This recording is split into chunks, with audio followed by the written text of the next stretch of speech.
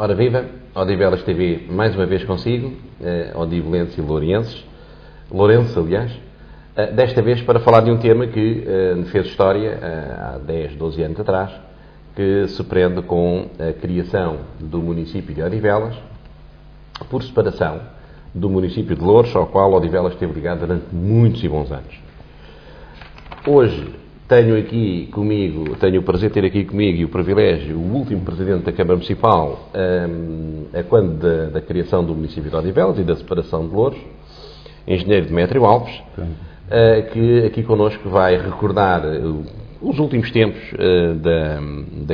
da cisão, da separação destes dois municípios, da criação deste novo município, uma vez que viveu muito perto todo aquele processo e digamos que foi um processo como qualquer parto com alguma dor, embora eu sempre fiz a apologia de que não deve haver ressentimentos, como algumas pessoas têm, relativamente ao município de origem, ao município-mãe, até porque Odivelas hoje é aquilo que é muito graças ao passado também, que tem com Loures. Esta sempre foi a minha opinião. Sr. Engenheiro, muito obrigado por estar aqui connosco. E queria agradecer à Odivelas TV a oportunidade que me dão de estar convosco e de estar com as gentes de Loures e de Odivelas, que eu já não vejo há uns tempos. É um regresso ao passado, um pouco. Sim, mas eu acho que é sempre bom ver o passado à luz do presente e do futuro. Não acho que seja interessante estar a repisar infrutíferamente sobre coisas que já lá vão. Exatamente. Sr. Engenheiro, a criação de novos municípios é uma apologia que ciclicamente vem à luz do dia, e aqui há uns anos atrás tivemos, digamos que a grande moda das grandes reivindicações para a criação de novos municípios. Eu recordo que desde o 25 de abril de 1974, portanto isto em regime democrático, foram criados apenas 4 municípios. Na década de 80 o da Amadora, após o qual o legislador criou alguns travões para refrear os ânimos dos municipalistas, e depois disso então tivemos quase numa assentada só, Vizela primeiro e depois Trofa e Odivelas logo a seguir. Portanto, não é muito fácil criar municípios em Portugal, por isto, ao contrário do que acontece com as freguesias, quase todos os anos, quase todos os ciclos legislativos têm a criação de novas freguesias. Aliás, nós aqui, ainda antes da criação de Odivelas, tivemos a criação da freguesia de Famões, onde eu sou originário, a da Ramada, vimos nascer a freguesia da Pontinha também, e portanto há alguma facilidade na criação de freguesias. Contudo, quanto aos municípios, já é um outro campeonato. Como é que viu na fase final do antigo Conselho de Loures e a fase inicial deste novo Conselho de Odivelas, como é que acompanhou esse processo? Bom, antes de mais, dizer que ser municipalista pode não significar querer andar a constituir municípios no dia-a-dia, não é? A pessoa pode ser a favor das grandes virtualidades que existem, políticas, sociais, económicas, culturais, dos municípios portugueses, de grandes e tão profundas raízes na história, mas a criação de novos municípios, o regresso, digamos, ao número enorme de municípios que havia antes da reforma do Mouzinho da Silveira, 800, etc. 800 e tal. Exato, 800 e tal municípios, portanto, não quer dizer que seja uma boa prática. Bom, mas no concreto, a criação de novos municípios, vamos lá ver, não pode ser um tabu, nem pode ser uma varinha mágica com que se resolvem todos os problemas. Também não pode ser impossível, proibido criar novos municípios, porque pode haver circunstâncias objetivas que justifiquem e aconselhem, digamos, a criação de um novo município. Mas isto tem que ser feito com um grande rigor de todos os pontos de vista.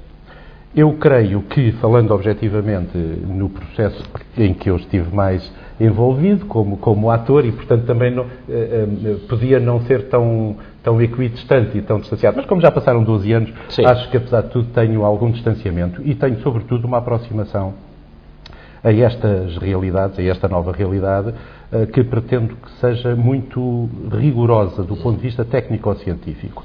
É por isso que muitas vezes, às vezes pessoas dizem assim, então acha que com a criação de Odivelas se ganhou ou se perdeu. Bom, eu não sei o que é que as pessoas dizem quando se dizem o que é que se ganhou, o que é que se perdeu. Mas é uma comparação que não se pode fazer, em bom rigor. E porquê? Porque é estar a comparar a existência e as realidades e a prática de dois municípios, Loures e Odivelas, com a prática de uma coisa que já não existe, que era o município de Loures. Claro. Portanto, 12 anos depois, necessariamente, fizeram-se muitas coisas. Fizeram-se coisas boas, de certeza absoluta, ter-se-ão feito, com certeza, coisas menos boas ou até coisas más. Assim como aconteceria se o município de Loures tivesse continuado a existir.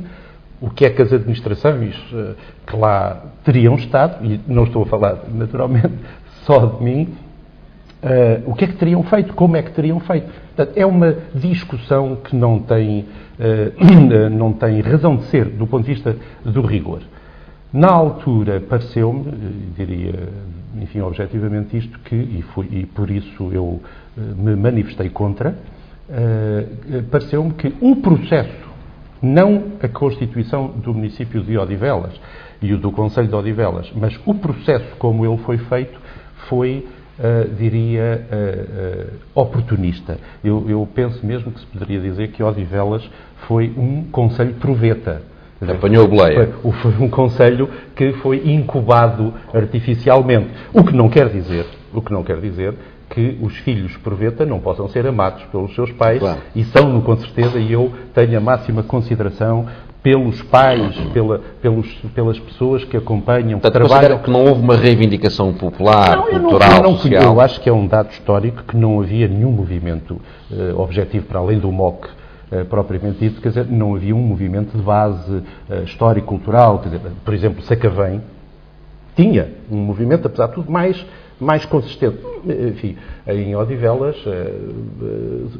criou-se o movimento MOC em 1996. O movimento Odivelas a Conselho. O movimento Odivelas a Conselho, muito centrado em determinadas personalidades, idiosincrasias e até polarizações político-partidárias que tinham um objetivo legítimo, perfeitamente legítimo, de conquistar o poder em Odivelas e que concluíram em 96 que pelas vias das eleições normais não chegavam lá. E, portanto, viram um atalho interessante que seria a Constituição, reivindicando, através designadamente de um personagem que, enfim, com toda a legitimidade também, não tinha muita simpatia por mim, o Vítor Peixoto, e que dizia que eu era um pá muito teimoso e muito coisa, e que não faz coisa, e portanto, entendia que devia, bom, tem toda a legitimidade para fazer, naturalmente, e portanto esse movimento depois beneficiou, na minha apreciação, em 98, de umas circunstâncias muito especiais que se passaram em Portugal. É que houve o referendo para a regionalização que perdeu, digamos, os apologistas da regionalização perderam. O Partido Social Democrata apresentou na Assembleia da República então uma ideia, não propriamente só um projeto, mas uma ideia que passava para a criação de 40 ou 50 novos municípios em Portugal. Destes todos, apenas 3, portanto, Odivelas, Trofa e Vizela, tinham condições técnicas, administrativas, económicas, sociais e político-partidárias, havia o consenso na Assembleia da República, para que fossem, de facto, votados e aparecessem como Conselho. E, portanto, foi um pouco esta força das circunstâncias que levou ao aparecimento em 1998 do Conselho, deste caso de Odivelas, logo a seguir a um processo eleitoral. Em Loures, onde a CDU e eu próprio, como cabeça de lista para a Câmara Municipal, tínhamos ganho e por isso me pareceu pouco legítimo, pouco fundamentado do ponto de vista político e pouco avisado do ponto de vista político-partidário para o meu partido que se tivesse embarcado logo a seguir num processo de desanexação e de separação. Porquê? Porque se conduziria, obviamente, e como veio a acontecer, a uma comissão instaladora que era maioritariamente do partido que tinha perdido as eleições, do Partido Socialista. E, obviamente, isso era meio caminho andado para estar à frente de um Conselho que não tinha ganho durante 3 anos a instalar o Conselho. Aliás, se me permite, eu recordo nessa altura, foi necessário alterar a lei para que a Comissão Instaladora durasse os 3 anos, porque, de acordo com a lei anterior, só poderia ter durado 6 meses. Exato, porque não passava para a cabeça de nenhum jurista, de nenhum legislador, estar uma Comissão Instaladora 3 anos a instalar um conselho. E porquê? Porque, e daí, eu gostava de relembrar isso, a minha objeção de fundo foi, de facto, a natureza antidemocrática e ilegal. Várias entidades, a Associação Nacional de Municípios, a Associação Nacional de Freguesias, o próprio município de Loures, a Assembleia Municipal de Loures, a Câmara, não fui só eu, e vários constitucionalistas, entre eles o professor Freitas do Amaral, demonstraram que o processo era inconstitucional e ilegal, estava ferido de ilegalidade e de legitimidade política, porque, de facto, era sobre as eleições acabadas de fazer e sobre o poder que foi constituído democraticamente em todo o Concelho de Loures e, portanto, também aqui em Odivelas, criava-se uma nova realidade, dando uma volta e preparando, digamos, o futuro. Portanto, foi esse processo, eu gostava de esclarecer isso, e obrigadíssimo pela oportunidade que me dão, de esclarecer a constituição do próprio Conselho em si. Enfim, eu poderia estar de acordo, poderia não estar de acordo, mas nunca me levaria, como me levou, a renunciar ao meu cargo. Portanto, a renúncia que eu fiz ao cargo... Foi feita no próprio dia da tomada de posse do Dr. Manuel Vares. Não foi. Eu recordo-me ter visto lá o Sr. Engenheiro. Eu só renunciei em julho de 1999. Eu ainda estive na Câmara durante 6 meses depois da tomada de posse da Comissão Instaladora e tentei colaborar, se calhar, enfim, não muito agradável, mas colaborei do ponto de vista institucional, digamos, no caminho que foi feito e que foi muito complicado. Já depois de eu ter saído, repare-se que já depois de eu ter saído da Câmara, andou-se seguramente 1 ou 2 anos a acertar isto tudo. Portanto, as dificuldades não eram do engenheiro Demétrio Alves, quer dizer, portanto, as dificuldades eram do próprio processo que levou a que pessoas, até dos mesmos partidos, se desentendessem e se zangassem, digamos, com todo o processo. Mas, enfim, eu penso que, em geral, é um dado histórico. Creio que o que é necessário e o que é importante é gerir bem estas novas realidades, o Concelho de Loures, o Concelho de Odivelas, fazê-lo o melhor possível para o território e para a população. E, portanto, isto já é um dado histórico que não vale a pena, digamos, vivê-lo do ponto de vista político e ideológico, mas é uma realidade que tem que ser analisada, talvez, do ponto de vista histórico e científico. Claro. À época, enquanto Presidente de Câmara, não lhe tinham, não lhe chegavam notícias ou estados de alma, se quisermos, por parte da população de Odivelas, no sentido que podia estar meio esquecida, podia estar meio desamparada relativamente a Loures, ou não? Quer dizer, repare, as pessoas, vamos lá ver, há aquelas opiniões que são transmitidas de uma forma genuína, bem intencionada. Depois há opiniões que são transmitidas por uma questão de objetivo político ou partidário. Dizer isto para obter aquilo. Bom, e há opiniões que são transmitidas na base do rigor científico do conhecimento. Eu não creio que se pudesse dizer que, do ponto de vista do rigor da afetação dos meios, da distribuição dos meios, das obras que eram realizadas, pudesse dizer-se que havia esquecimento.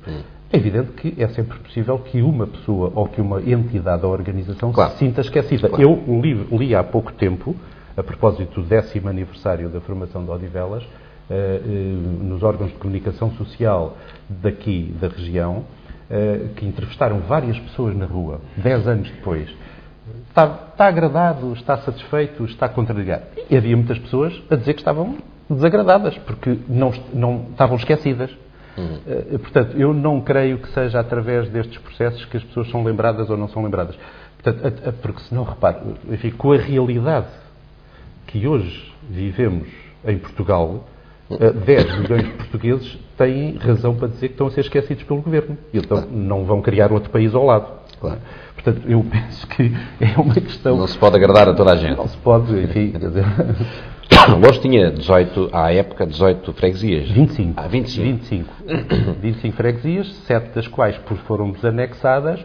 É necessário dizer que uma delas não foi integrada em Odivelas, embora houvesse essa ideia daqueles que promoveram o aparecimento de Odivelas, que era Santo António dos Cavaleiros, e a Assembleia de Freguesia votou contra. Devo, aliás, dizer que julgo saber, não posso afirmar isto de forma perentória, julgo saber que mais 2 outras Assembleias de Freguesia, Canessas e uma outra que eu não tenho certeza, mas penso que seria a Pontinha, não queriam votar a sua integração em Odivelas. E bastava que isso tivesse acontecido para inviabilizar. Bastava uma. E penso que, o meu partido, na altura, se empenhou no sentido de que nessas Assembleias de Freguesia houvesse um voto favorável. A mim não me pareceu bem, disse-o de uma forma muito clara, internamente, que não estava de acordo, porque me pareceu, até mesmo do ponto de vista egoísta, político-partidário e eleitoral, de uma perspectiva eleitoral, pareceu-me que era um erro, e acho que foi um erro, que o PCP e a CDU cometeram, provavelmente, eu diria que de certeza, imbuídos na altura de uma ideia que assim serviam melhor as populações. Aliás, o primeiro projeto para a criação de Odivelas e Sacavém foi do próprio Partido Comunista, na Assembleia da República, em 1987. E, portanto, havia uma ideia genuína, bem intencionada, de que criando e fracionando municípios se aproximava o poder das populações e, portanto, assim se serviriam melhor. Não creio que isto assim seja, porque é impossível, não é por um concelho ter 300, 200 ou 100 mil habitantes que o eleito está mais próximo ou menos próximo. A partir de uma determinada escala de 15 ou 20 mil habitantes, a proximidade tem que ser intermediada através de meios tecnológicos, através de comunicação social, através de descentralização de ações. E, portanto, essa proximidade é sempre muito relativa e, por isso, eu não concordar com a ideia de que, criando 300 ou 400 municípios, em Portugal tudo mudava para melhor e a política e a governação seria melhor. Eu estou hoje, na mesma, convicto, ainda mais, de que não é assim. Não é assim. O município de Loures, com 25 freguesias, certamente não era muito fácil administrar o território com 25 freguesias, e a freguesia é uma entidade autárquica com a mesma dignidade constitucional que tem o município. Já não vou falar de Barcelos, que tem 87 freguesias, que claro, é um perfeito disparate. Mas Loures, com 25 freguesias, não era... Porque era um dos argumentos que à altura se utilizava, era que a máquina era de tal maneira gigantesca que havia necessidade de fracionar. Não, fez muito bem em recortar Barcelos, e há muitos outros municípios do norte de Portugal e do centro, e até Lisboa, não é? Que têm... Lisboa com 53 freguesias. 50, 80 freguesias. Portanto, o 25, perante esta realidade de 80 freguesias, de 50 freguesias, ter 25 freguesias, se formos simplistas na análise, chegávamos à conclusão que a gestão seria muito fácil. Vamos lá ver, eu penso que não é por aí, de facto, que se deve analisar da justeza ou da racionalidade ou do aumento da eficácia política e democrática, que é o criar mais freguesias, menos freguesias. Não creio, porque é evidente que então a melhor maneira de governar a Rua da Betesga era transformá-la em concelho. Portanto, não faz sentido, digamos, que se deixa a determinados pormenores. Acho que são outros os métodos. Por exemplo, e métodos, às vezes, de racionalidade. Eu pergunto, depois de estes anos todos, são 12, em que seguramente muitas coisas boas se passaram, foram feitas, tanto no Concelho de Loures como no Concelho de Odivelas, porventura outras menos boas ou mesmo más, mas há questões de racionalidade económica e financeira que estão à vista de quem quiser fazer uma análise rigorosa. Porque para o mesmo espaço territorial existem mais cerca de 1.300 ou 1.400 funcionários públicos.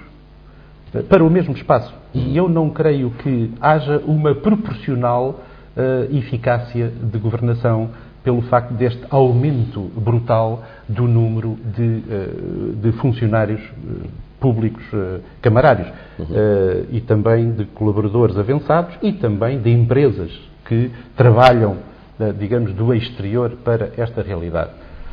E, portanto, eu acho que, de facto, outros critérios têm que ser medidos e não é uma prioridade nacional. Não creio que seja uma prioridade nacional, neste momento, estar a criar municípios. Já há muitos anos que eu penso assim. Não acho que seja uma prioridade nacional, neste momento, estar a falar em desenho e redesenho, por exemplo, de freguesias. Eu acho que não é uma prioridade, assim como tenho muitas dúvidas que também seja uma prioridade, neste momento, estar a pôr em cima da mesa a discussão sobre a regionalização. Embora me pareça um objetivo válido, um objetivo justo e um objetivo que tem interesse para o desenvolvimento do país. Não me parece é que haja condições objetivas, económicas e sociais para pôr em cima da mesa essa possibilidade neste momento. Por causa da crise que atravessamos. Também por causa da crise e porque outras questões mais importantes se colocam. Mas o Governo acabou de anunciar que vai dissolver uma série de organismos, uma série de direções gerais. Eu pergunto para que é que servem os governos civis? E que vão gastar dinheiro e, portanto, continuam a gastar dinheiro e não têm praticamente utilidade nenhuma, ou mesmo determinadas funções das CCDRs. É evidente que haveria, designadamente nas áreas metropolitanas, um ganho democrático com uma regionalização verdadeira, democrática, isto é, com o sufrágio direto e, digamos, eleitoral, nestas razões. Eu conheço bem do que estou a falar e penso que se ganhava eficácia neste domínio. Provavelmente não é o contexto, e não vai ser o contexto dos próximos anos, porque Portugal vai ter que pensar como é que sobrevive e não propriamente como é que se subdivide. Claro, aliás, Portugal perdeu muito tempo nesse aspecto. Sabemos que com a instituição em concreto das regiões administrativas desapareciam os governos civis, desapareciam não, eram integrados do governo civil e das comissões de coordenação e desenvolvimento regional, seriam todas integradas nas regiões. Claro. E depois conferir-se legitimidade democrática, porque, mais uma vez, seriam sujeitos a um escrutínio popular, enquanto que, assim, quem está na Rua da Artilharia 1, o Presidente da Comissão da CCR, está pouco preocupado se qualquer cidadão em Santarém, e estou a dar um caso que eu acompanhei, porque aconteceu comigo, se quer instalar uma fábrica e precisa de uma licença e depois aquilo vai bater à CCR e está lá 10 meses, a passar de departamento em departamento. Se os decisores da CCR fossem sujeitos a escrutínio popular, com certeza seria mais célere a tramitação dessa burocracia. O que não quer dizer que as pessoas que lá estejam não estejam preocupadas. Com certeza, com certeza. E às vezes a tramitação também em organismos que foram democraticamente eleitos também demora muito, não é? Não há dúvida que a burocracia hoje em dia é utilizada para, enfim, eu costumo dizer que a burocracia é como o Ferrari. O Ferrari é um excelente carro se bem utilizado, se mal utilizado é tão mau como os outros. Sim, a burocracia, repare, por vezes, é absolutamente necessária. Eu desconfio muito destas soluções que agora estão muito na moda, empresa na hora, a solução na hora, a construção na hora, é tudo na hora. Mas há coisas que não podem ser facilitadas, porque senão podemos, enfim, até podíamos ter um balcão pós-freeport na hora. Enfim, convém que estas coisas tenham alguma segurança jurídica para que não se ponha, como se costuma dizer, o pé na argola. Portanto, é evidente que estas facilidades todas, por vezes, são más conselheiras. E naquilo que tem a ver com licenciamentos e tem a ver com o urbanismo, tem a ver com o território, é preciso ter um cuidado enorme. Eu devo dizer-lhe que é uma coisa que me espanta. Eu não sigo muito do ponto de vista, e principalmente não sigo com nenhum interesse político ou partidário ou eleitoral as realidades de Odivelas e as realidades de Loures. Portanto, interessam muito porque hoje uma das minhas atividades é académica, portanto estou na Universidade Nova, onde já fiz o mestrado em Gestão e Planeamento do Território e estou a fazer neste momento os trabalhos, enfim, que espero que me conduzam ao doutoramento. e analiso a realidade da área metropolitana de Lisboa, por essa razão e por outras, com muita atenção. E é uma coisa que me espanta o que aconteceu no território correspondente a Loures, digamos, antigo concelho, ou a Loures e Odivelas, recentemente, naquilo que se chama a ocupação do território, digamos, por edifícios para habitação. Eu devo-lhes dizer que entre 1991 e 1998, em 7 anos, se construíram nos territórios dos dois concelhos 1.140 edifícios para habitação, de vários tamanhos, edifícios grandes e até a vivenda, entre 1991 e 98. Entre 1999 e 2003, em 5 anos, construíram-se 2.327. Ou seja, a betonização do concelho de Odivelas e do concelho de Loures é a grande alteração qualitativa que estes dois concelhos tiveram. Isto é, o incremento brutal... Há uma explosão do cimento. A explosão do cimento. Ou seja, Odivelas já era um concelho, já era uma área, principalmente Odivelas e Póvoa de Santo Adrião, eram áreas com muita concentração, à volta de 10, 11 mil habitantes por quilómetro quadrado, portanto, que é naturalmente um índice alto, comparado com a média da área metropolitana de Lisboa, mas a realidade que vinha de trás já era muito densa, digamos assim, em Odivelas. No meu tempo também se construíam edifícios. Muitas das coisas, é certo que vinham de loteamentos que estavam aprovados, que vinham do passado, mas há uma aceleração brutal a partir de 98 em Odivelas e Loures durante estes 12 anos. A urbanização do Cruzeiro é paradigmática. Pois não conheço no pormenor. Dezenas e dezenas de prédios que nasceram todos ao mesmo tempo. Portanto, Odivelas e Loures, depois de 98, contribuíram à escala nacional para a bolha do imobiliário, para os milhares e milhares de fogos devolutos, para a ruína financeira de muitas pessoas, muitas entidades, muitas empresas, ou seja, construir, por uma questão de especulação imobiliária e financeira. E, portanto, eu acho que isto é um mau contributo. Eu diria assim, de certeza absoluta, que muita coisa que se fez, e repito,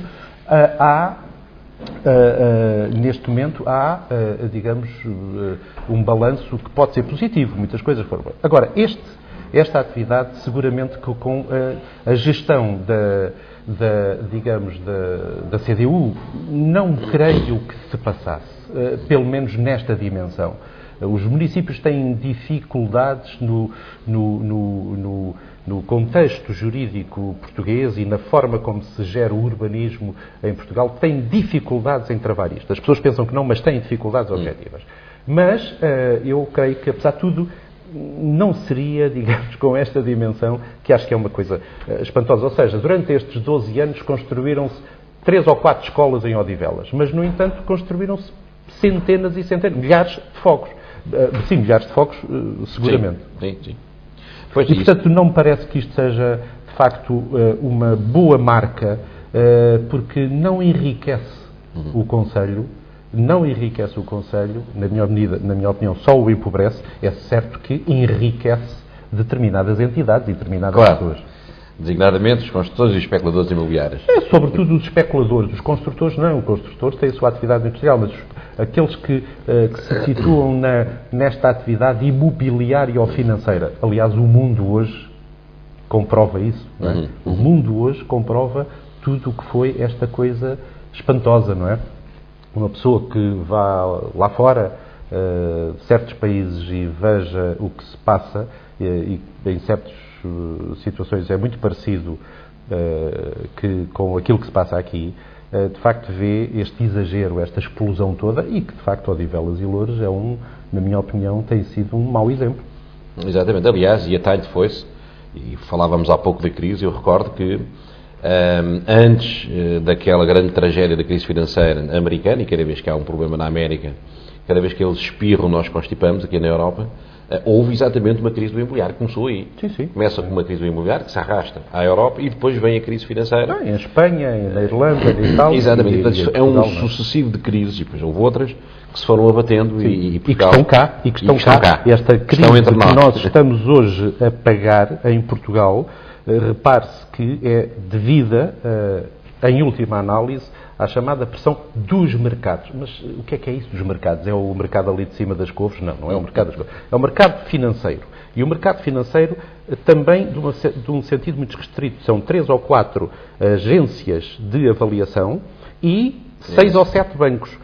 Estes bancos, os mesmos, que receberam dinheiro há 3 anos do Banco Central Europeu e de outras entidades públicas financeiras para sobreviverem. E agora estão a pressionar, a especular contra o euro. Exato. É evidente que é contra o euro, não é contra Portugal em particular. Claro. Mas é evidente que Portugal, sendo um dos elos mais fracos... é o que está. E porquê é que é mais fraco? É mais fraco porque liquidou-se, nos últimos 20, 30 anos, liquidou-se a produção em Portugal. A produção daquilo que nós comemos, daquilo com que nós trabalhamos nos equipamentos, na indústria. Liquidou-se as pescas, a agricultura. E é evidente que, ao liquidar-se a produção, a economia morre. Não é com serviços e só ou centradamente nos serviços que um país é rico, que um país, digamos, gera a sua própria riqueza. E, portanto, é evidente que nesta situação, e é uma situação gravíssima, de facto, em que nós estamos e que vamos ver como é que saímos dela. Vamos sair, com certeza, tenho essa esperança, porque já atravessámos... Esperança é a última a morrer, não é? Já atravessámos outros períodos. Não sei se aqui não haja outras pessoas a morrer primeiro do que a esperança. Sim, com certeza. Mas sabe que isto, engenheiro, o bem das populações é construído em cima do sacrifício de quem lhes antecede, dos antepassados. E nós temos que passar um pouco também por esse processo. Voltando aqui à nossa Odivelas Loures e à explosão do cimento. Eu costumo dizer muitas vezes que se confunde o crescimento com o desenvolvimento. Nunca mais me esqueço umas palavras que o reitor da Universidade Independente, Luís Aroca, um dia disse. Ele foi meu professor, eu andei na Universidade Independente, Universidade de má memória, uma vez que foi fechada por motivos essencialmente políticos, não houve nenhuma razão técnica ou científica que justificasse encerrar aquela universidade, até porque o maior cientista português era vice-reitor lá, e portanto... mas ele dizia, numa das aulas que deu, que a diferença entre o crescimento e o desenvolvimento era a diferença das trocas. Quando se dá, ou melhor, quando se recebe mais que aquilo que se dá, há subdesenvolvimento.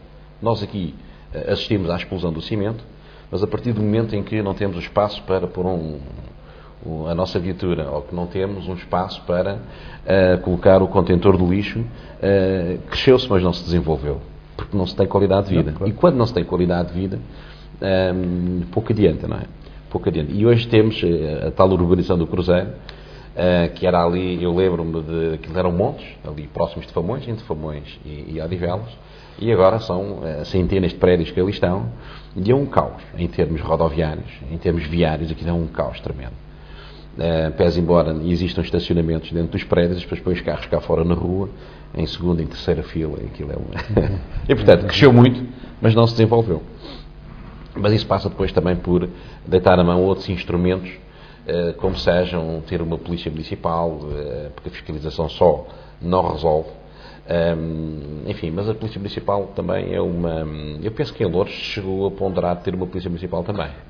Não, Loures tem hoje uma polícia municipal. Tem, não sabia. No meu tempo não foi criada, designadamente porque eu entendia, e julgo que bem, mas respeito perfeitamente a decisão daqueles municípios e dos executivos municipais que optaram por ter polícias municipais. Eu não creio que resolva problema nenhum de segurança, só aumenta os encargos. Penso que a solução seja essa, mas aceito que possa haver esse tipo de solução. Nós sabemos, a PSP não se preocupa com carros mal estacionados. Isso provoca estrangulamentos de toda a ordem e toda a gente. E nesse sentido, julgo que faria sentido uma estrutura dessas aqui em Odivelas, porque não tenho dúvidas nenhumas que a partir do momento em que as pessoas... Portanto, Odivelas não tem polícia municipal. Nem nunca se falou nisso, penso eu. Nem nunca se falou nisso, penso eu.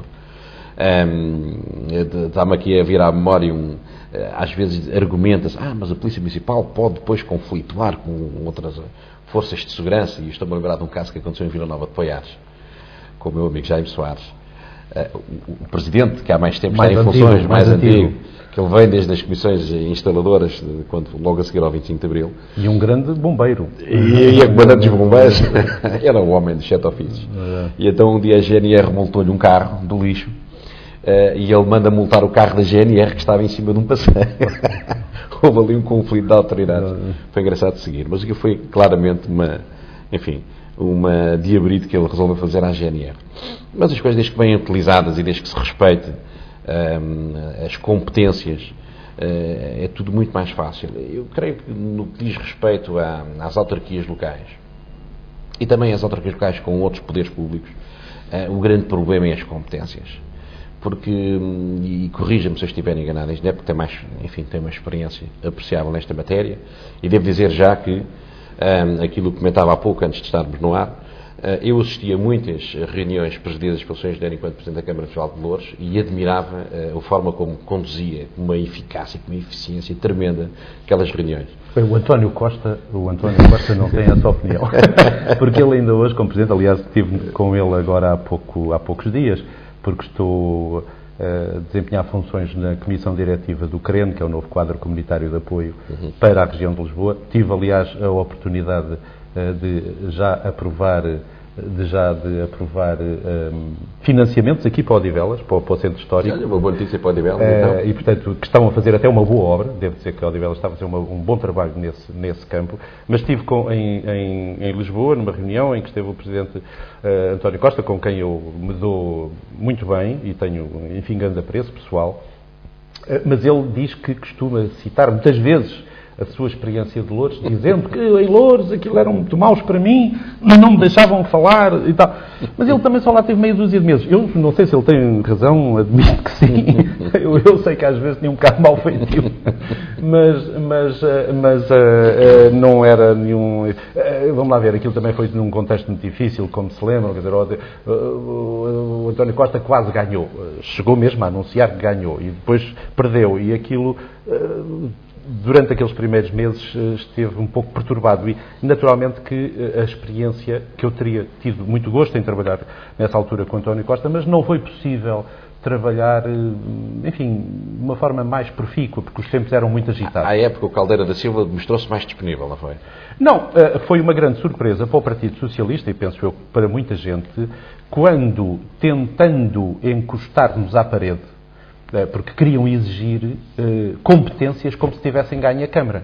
O António Costa quase que queria ter competências de Presidente da Câmara, não tendo sido eleito Presidente da Câmara. E é evidente que ficaram muito surpreendidos quando o PCP, a CDU, eu próprio, fizemos um acordo com o PSD. Portanto, enfim, houve muita gente que com certeza até ficou com alguma mala pata relativamente a mim do ponto de vista ideológico, não é? Quer dizer, não terá sido por isso que alguns ex-camaradas meus que estavam na Câmara me traíram. Não foi por isso, com certeza. Foi por outros motivos, menos nobres. Mas, de facto,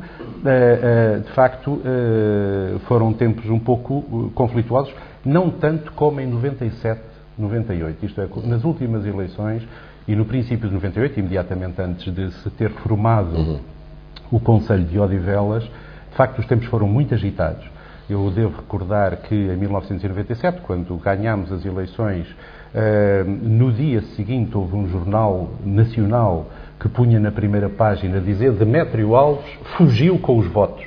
Não sei se tinha, enfim, o que é que imaginavam, se eu tinha ido de avião ou de barco, mas eu tinha fugido com os votos. A jornalista desse jornal, hoje, infelizmente, já falecida, foi condenada em tribunal por isto. Assim como também foi condenado um jornalista daqui de Odivelas, por ter, digamos, sido calunioso relativamente a mim. E, portanto, na altura, utilizou-se tudo o que era limpo e tudo o que era menos limpo para atacar a CDU e para atacar pessoalmente a mim. Eu lembro-me de, depois de ter saído da Câmara, em 1999, espalhou-se um boato enorme, enfim, não só em Odivelas, em Loures, que eu tinha ido para Moçambique. Bom, e qual era a Eu recordo disso, Ouviu, exatamente. Bom, mas é que eu só soube daquele WhatsApp porque... Para a Matola. Eu tinha ido para a Matola. Bem, mas a história não era ter ido para a Matola nem para Moçambique, é que eu estava podre de rico. Infelizmente não é verdade. Tomara eu, mas não é verdade. Nem nunca fui nem para Moçambique, nem para lado nenhum. Eu saí da Câmara Municipal na altura e regressei às minhas funções de engenheiro da EDP, portanto, onde estive ainda mais uma porção de anos. Mas espalharam-se, de facto, vários boatos que me pareceu todos passarem pela mesma linha condutora, que era, se não ganhamos democraticamente pela via das eleições, temos que arranjar uma maneira qualquer de dar a volta para mandar este... Não é só em Loures, digamos, nem em Odivelas que isto se passa, quer dizer, isto é uma coisa muito... Aliás, hoje em dia, eu vejo pessoas que na altura se empenharam na difusão desses boatos caluniosos, que foram todos demonstrados, digamos, que eram falsos completamente, muito bespinhados pelas coisas más que se diz do Primeiro-Ministro. Mas eles antigamente colaboraram em boatos e colaboraram em calúnias. Os mesmos que agora estão muito incomodados com as ditas calúnias e boatos difamatórios relativamente à figura do Primeiro-Ministro. Os tempos mudam, mas há certas coisas que não mudam, digamos, e esta é seguramente uma delas. Mas nesse ser figura pública tem os seus dissabores. É exatamente a sujeição ao boato, e o boato tem uma perna muito longa, corre rapidamente. É o escrutínio sobre a vida pessoal da pessoa, sobre a sua vida familiar em particular. É o vir nos jornais, o aparecer na televisão. É um peso muito grande, não é? Quem não quer ser lobo não lhe veste a pele, não é? Portanto, quer dizer, ninguém se pode queixar. Vamos lá ver. E há coisas que eu acho que, seguramente que isso é verdade, o que está a dizer. Hoje em dia é bem pior do que era naquela altura. É bem mais difícil, na minha opinião, ter hoje uma intervenção pública política. Eu admiro os homens e as mulheres que continuam hoje a dar o seu contributo, digamos, para esta tarefa indispensável. É porque isto não se pode comprar lá fora, nem alugar, não é? nem contratar uma empresa, um concessionário para gerir, enfim, para ser Presidente da Câmara. E, portanto, isto é uma função extremamente nobre e que é atacada por tudo, todos os dias. A função política, o caráter, a figura do político é equivalente ao corrupto, ao malandro, ao indivíduo que não faz nada e que se aproveita da situação. Infelizmente também já os próprios juízes, os próprios elementos do Ministério Público muitas vezes são mal vistos. Dissolver, atacar de uma forma injusta e sem qualquer nexo estes pilares fundamentais da vida democrática de um país é estar a cavar a sepultura de um país. E eu hoje em dia vejo muita gente dizer-me, e ouço muita gente dizer-me, designadamente na Associação Nacional de Municípios, onde eu colaboro, que a qualidade média, não sei se isto é verdade, dos eleitos locais tem vindo a descer.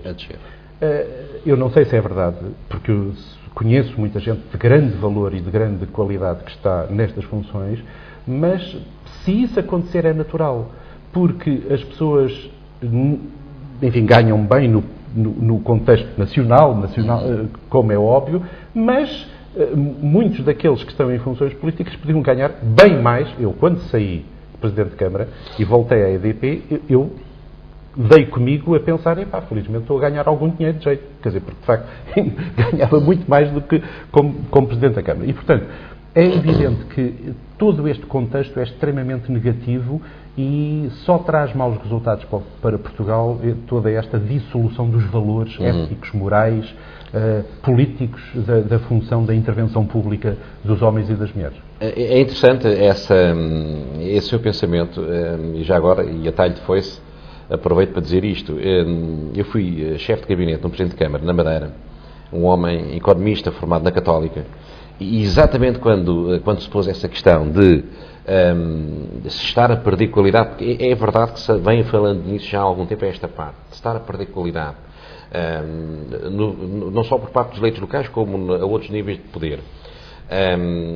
Eu virei-me para ele e disse: mas Presidente, lembre-se da lei de Gresham, isto vem da economia, a má moeda afasta a boa moeda, isto é, quando em circulação temos moeda de ouro e moeda de prata, o que é que acontece? Utilizamos a moeda de prata para as trocas, para as compras, e guardamos a moeda de ouro. E daí Gresham ter feito este princípio. Portanto, a lei de Gresham, uma moeda afasta a boa moeda. E é o que acontece também ao nível de quem exerce o poder público. Se aqui há uns 20, 30 anos o ideal de missão com que se vinha para a vida pública e designadamente para as autarquias locais era de facto uma realidade, e eu recordo, por exemplo, ao nível das freguesias, nenhum Presidente de Junta era remunerado. Sim, claro. Passam a ser remunerados com Guterres, no seu primeiro governo, e mesmo assim temos cerca de 600 freguesias com Presidentes de Junta remunerados. Em 4.300 parece manifestamente pouco, mas isso quer dizer muita coisa também. E então corremos este risco. De facto é verdade, não se enriquece, sente-se autarca, eleito local, e corre-se o risco de os melhores não se interessarem suficientemente por isto.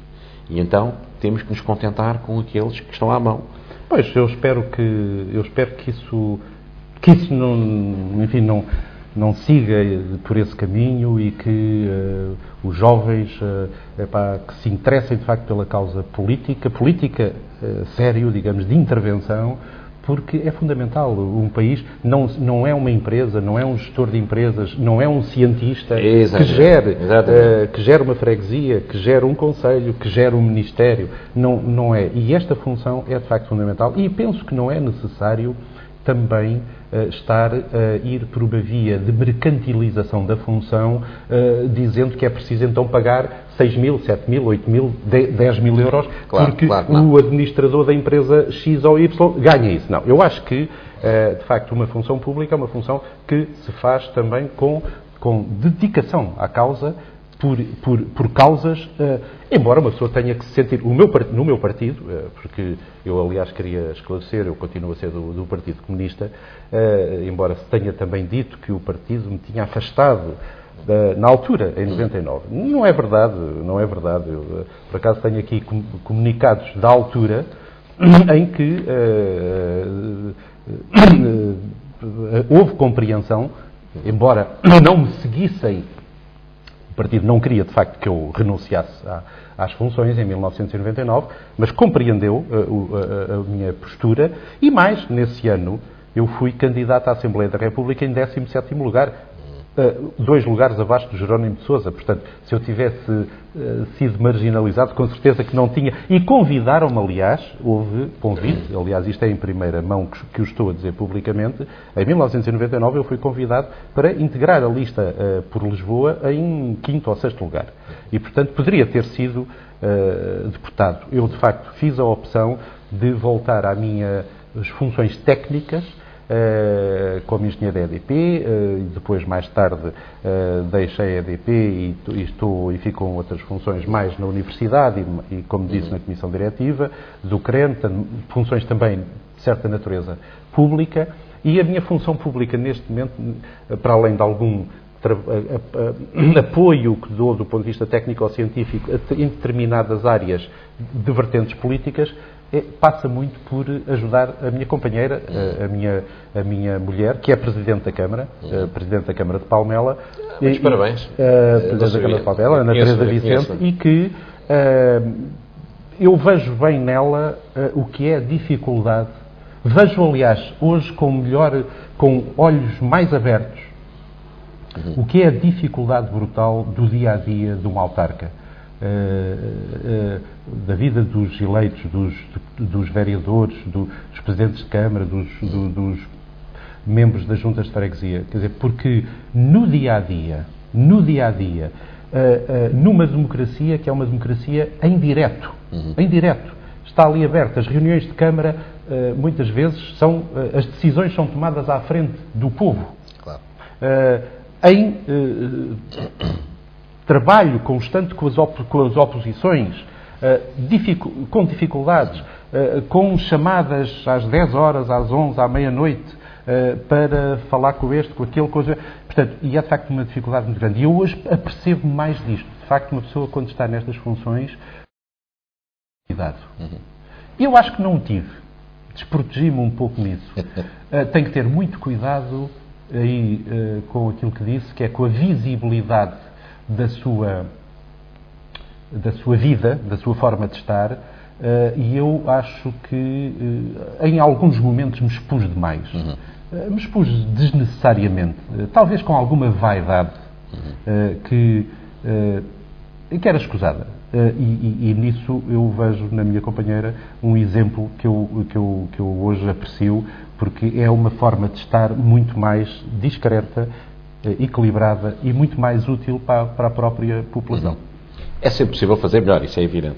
Eu conhecia, não sabia que era a sua companheira, eu conhecia num congresso em Guadalajara, em Espanha, um congresso ibero-americano de municipalidades. Sim, eu sei. E na altura eu era delegado. Aliás, os espanhóis fizeram o favor, enganaram-se. Eu ia em representação da minha universidade e acreditaram-me como delegado. E assim que me apanhei como delegado, imediatamente fiz uma moção de apoio à criação de novos municípios em Portugal. E ela foi uma das que me subscreveu a moção. Entre outros 15 países onde consegui recolher o secretário-geral da Associação Nacional de Municípios, que é o Iterner Trindade. O Iterner Trindade. Um grande mas ele ficou muito zangado comigo, que não queria de todo que eu avançasse com a moção e muito zangado comigo. E eu mostrava-lhe o meu cartão dizendo, mas eu sou delegado, portanto, como delegado... Mas está a ver um bom exemplo da Ana Teresa, do ponto de vista do que é ser uma pessoa disciplinada, coisa que eu muitas vezes não fui, e penitencio por isso. Não tenho nenhum orgulho particular em ser indisciplinado.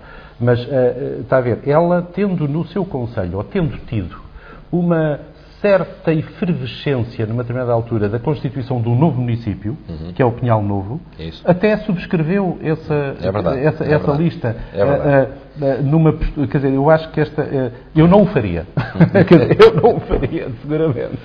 Um comentário final, uma vez que temos o tempo a esgotar, e é uma pena porque tínhamos aqui muito ainda para descascar, como se diz vernaculamente, um comentário final para esta situação. Nós vamos ter, com esta história da limitação de mandatos, 180 presidentes de Câmara que não se vão poder recandidatar em todo o país. No universo de 308 municípios é mais de metade. Isto vem de alguma forma, como é que é dizer isto? Renovar,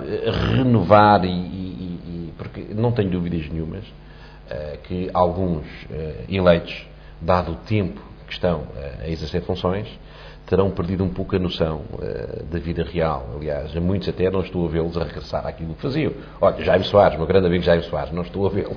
E sei que ele está infelicíssimo com isso, de ter que deixar de ser Presidente da Câmara, porque ao longo destas décadas todas foi-se formando ali uma figura em Vila Nova de Poiares incontornável. E vai deixar de o ser. Isto vem de alguma forma, não quero dizer com isto que ele esteja, não, porque Vila Nova de Poiares cresceu imenso com ele, cresceu e desenvolveu-se com ele. Ele tem uma maneira muito peculiar de fazer a administração municipal, é muito centralista, muito centralista. A vice-presidente dele parece uma adjunta dele. Mas será que isto vem impor alguma ordem? Vamos lá ver, eu acho que estas coisas têm esse aspecto em concreto da lei da limitação dos mandatos para os autarcas, não é? Porque não se passa o mesmo para outros cargos políticos e públicos. Enfim, digamos que pode ter aspectos positivos e aspectos menos bons e até mesmo negativos. Eu digo-lhe só uma coisa, desses 180 presidentes que me citou, e eu acho que sim que são à volta disso, que atingem o limite e não podem candidatar-se mais, naquele conselho. Mas podem se candidatar no conselho ao lado. Eu tenho uma leitura diferente. Podem. A legislação, na minha opinião, permite que um Presidente de Câmara possa candidatar-se no município ao lado. E mais, pode candidatar-se no mesmo município se for em segundo lugar na lista. E subscrevo. Ora bem, eu espero que não aconteçam casos desses, porque isso era subverter o espírito da lei. Por outro lado, eu não creio que seja através da lei coercivamente que se refresque os executivos municipais, que se aumente a transparência dos atos políticos dos presidentes de Câmara, nem que se combata aquele grande fantasma, que em muitos aspectos é verdadeiro, da corrupção. Eu não creio que seja através deste processo. E até porque, repare, este mandato vai ser um mandato terrível. Nós vamos ter 180 presidentes que, a partir de meio do mandato, estão a prazo. Isso. Toda a gente sabe que vão sair. Isto é terrível que aconteça em democracia. Não é a mesma coisa com o Presidente da República, que quando está no fim... Bom, mas é uma função menos executiva. Numa função executiva, saber-se... Nem as empresas, repare, nem as empresas anunciam na Bolsa que vão substituir o Presidente dali a 3 meses, porque isso baixava logo as ações. Claro. Ora, no Executivo Municipal é mau que o Presidente ou a Presidente de Câmara estejam anunciadamente e à força para saírem, porque é logo um grande jogo de quem é o segundo, quem é que vai ser o outro, quem é que vai ser a outra, e portanto isto gera uma grande instabilidade, e pode até ser contraprocedente relativamente ao combate à corrupção. Porque pode haver, no espírito de algum menos cuidadoso, a tentação de dizer, olha, já agora, enquanto a porta não se fecha, deixa-me aproveitar. Portanto, eu acho que este processo, a melhor maneira, na minha opinião, seria o veredicto popular. E a limitação e o combate à corrupção ou à falta de transparência não é por esses meios, digamos, artificiosos. No entanto, eu respeito a decisão e, portanto... lei é lei, não é? Quer dizer, lei é lei, e, portanto, espero é que ela não seja treslida e aproveitada de uma forma oportunista para reconduzir pessoas no Conselho ao lado. Sim, senhora. Sr. Engenheiro, agradeço-lhe imenso obrigado, a sua presença. Muito obrigado. Muito obrigado. E estou sempre à disposição de todas as pessoas de Loures e de Odivelas. Eu estou cá, não estou em Moçambique, nem em lado nenhum. Está aqui, nós confirmamos. Portanto, nós vamos continuar a série de programas.